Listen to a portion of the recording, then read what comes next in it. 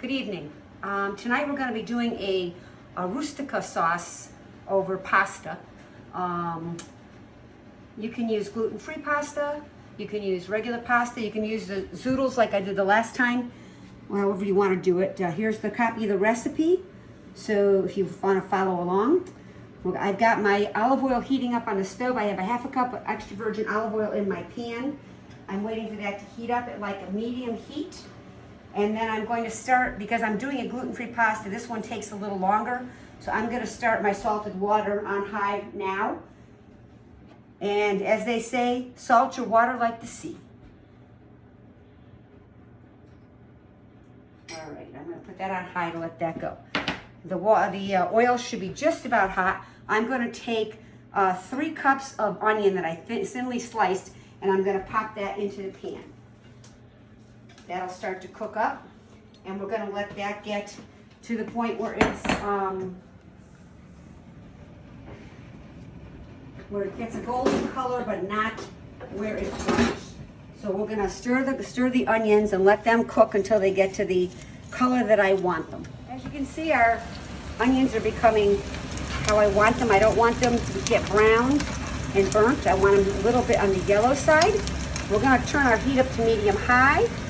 And then we're going to add half a teaspoon of red pepper flakes,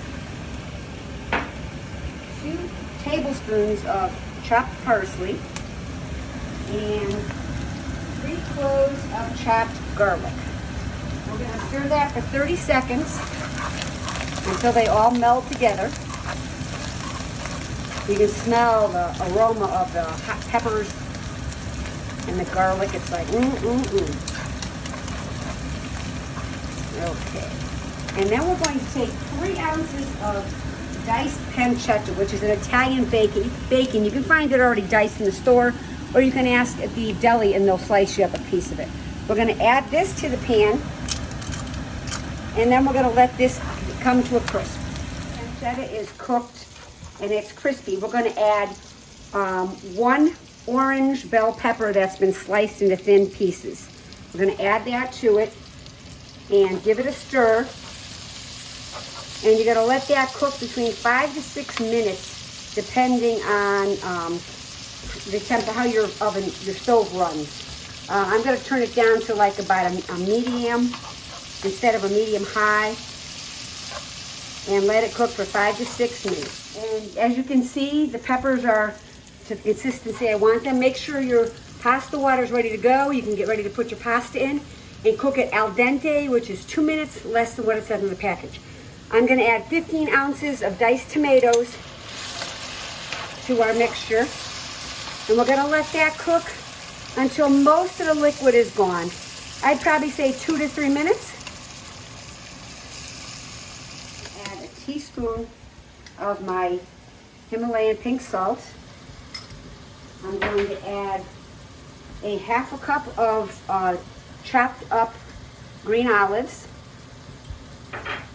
a 1/4 cup or 2 tablespoons of capers, which are drained, a half a teaspoon of dried oregano, and our basil.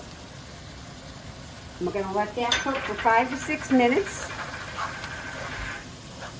until all the rest of the flavors get melded in here. We're going to take our pasta and add it to our sauce, and we're going to give it a nice toss right in the sauce. You should always put your pasta into the sauce so you get all the flavors, and every bit of pasta gets some kind of sauce on it.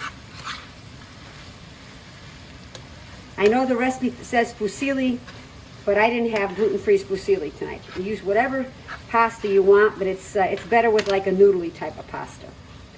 All right, let me get some of this plated up.